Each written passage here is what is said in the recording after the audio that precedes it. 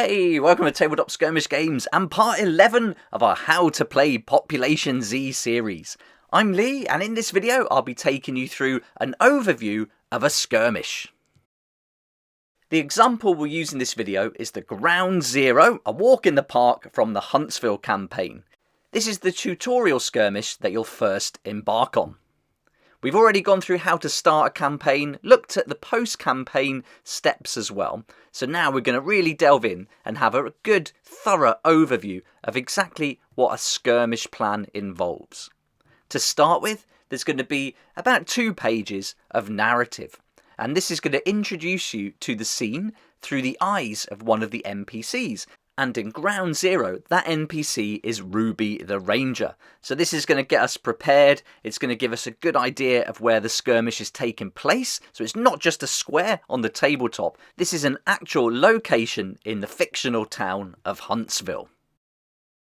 Once we've read through the narrative and we're in the mood for the game now, it's time to have a look at the skirmish plan. And this is going to consist of 2 pages. On one page you'll have the map. This will be thoroughly detailed with everything you need and where to place it. And then on the other side you're going to have the outline. Now we've covered the skirmish map in detail already, and you can find a good example on page 29 of the core book. And in the video that accompanies that, I also went through and laid everything out on the table so you know exactly what to do. But now we're going to focus on the actual contents itself, and it begins by setting the scene. So we've already read the narrative through the NPC's eyes. We know where this is taking place. But now this short paragraph involves our survivors, and it links that narrative to our survivors either arriving on the scene or being part of it from the start. Then we've got a checklist to go through. This explains how many rounds, mostly unlimited, how many searchable items to place on the battlefield, and that could be crates, cars, dead bodies, it can be bins, pretty much anything that you can search. The checklist will also tell us how many special zombies are taking part, and in this one it's going to be the runner. And finally, there are the NPCs. And we can see in the next skirmish, the NPC is going to be Norm the Neighbour. So you've got that to look forward to once you've completed Ground Zero.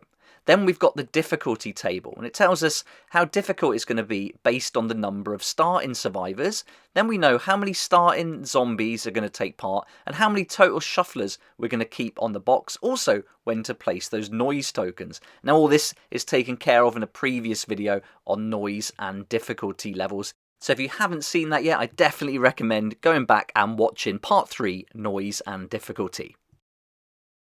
Most skirmishes will have objectives, and in this case we're going to use 3 objective tokens: the pistol, the rubber duck and a donut. And we're going to place these on the map. The map will tell us exactly where to do that. We've also got to search the building and a vehicle to see what else we can find. Then we've got a paragraph that tells us how to succeed in the skirmish, and we've got a few things to do here. It's the tutorial mission, and this is to get us involved in all the different actions, so it's designed specifically to do that. Some skirmishes will have special rules, and in this case you're going to be starting with no weapons at the beginning. This is the outbreak after all. You've gone for a leisurely stroll around Big Stone Lake, so you're not going to have your weapons with you, but you can find them, and that's when things really kick off. Then you're going to get a section on rewards if successful and consequences if unsuccessful. So it's very clear what you get as a little reward. So you can keep any weapons you find, and each survivor that takes part and makes it to the exit will receive 1 PopZ token to spend on things later on, but no bonus PopZ token in this particular skirmish. It's way too early for heroes. There's some consequences too, always consequences, and this time there'll just be no PopZ survivor tokens for anybody, and survivors will lose everything they're carrying, including 1 random starting weapon. Once we've gone through all the steps, we can really have a good look at the map and make sure everything's in place, ready to go. You can see there's buildings, vehicles, trees, fences, water features, all different terrain features, and locations for all the different objectives too. So when you get your tokens, you can place those on the tabletop as they're shown on the map. Then you've got all the different vehicles as well, so just get something that represents those. And you'll see that there's buildings and trees, lots of other vehicles. Just do your best to get as close as you can to the layout and size, but it doesn't have to be exact. This is just a good guide to follow. Then there's the map key. This is going to introduce you to the zombies and where to place them, and then your objectives as well, which we've covered. There may be some additional rules to bear in mind when playing with any special zombies and shufflers in different missions, so you're going to get some little bits of information here as well. And in this Ground Zero skirmish, the starting weapons will be placed where the X's are marked on the map. The skirmish plan's designed to be on 2 pages, so once you've gone through and read the narrative, all in the same place, you can flip the page, go through all the steps in the setup and the map, and that's all in one place. And then when the skirmish begins, you can just flip the page, and then you'll have everything you need for the skirmish on these 2 pages, including the zombie and NPC cards. This is going to stop you having to keep going in and out of the book. You can leave it open like this, and you only have to refer to the tables as you play, which are positioned right at the back for convenience, and you can also print them off and download them for free on our website. You can also get all these cards for free on the website to download too, and then you wouldn't even need the book, which is great. At the least amount of times you have to refer to this book during the game, I think the better. You're going to find some hints as well, so read through these before you start. This could help you out. And I've also put some little bits there, little reminders that hark back to some of the rules, in this case the hunger rating. So there we go, that's everything you need to play a skirmish. It's all nice and easy. We've tried to keep everything as smooth as we can, keeping it all on 2 pages so you're not flicking back and forth. And that system then carries on through all the different skirmishes. So you're going to find that as you work your way through not just the Huntsville campaign, but all the other campaigns that are to follow. And you can see here in this one, there's also some NPC cards and the weapons they're going to use. Again, keeping it nice and simple and all in one place.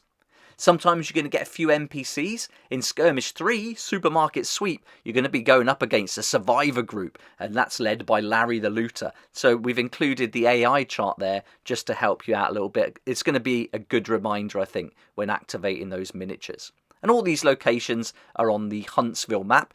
And if you've looked at this already, you'll notice that some skirmishes aren't included for some locations yet, but they will be. So keep an eye out on our website, and we're going to advertise that through our mailing list, so make sure you sign up to that, because that's the only place we're going to be putting free discount codes. So if you're not signed up, you could easily miss them.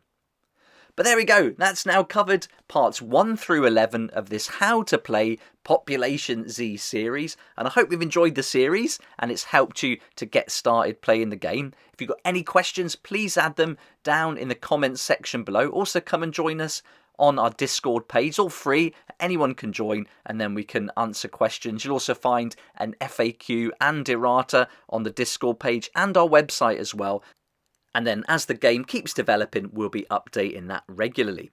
But that's now covered part 11. We now have had a good look at the skirmish overview. And if you want to find out more about Population Z, the game, check out this book overview that I made, where you can have a really good look through the entire book so you know exactly what to expect and what's included. And I've also made a separate video for the optional Huntsville campaign asset book, which is a really great addition. You don't need it, but it does make getting everything ready, printed off to cut out and use much simpler, much quicker, and it's a convenient option.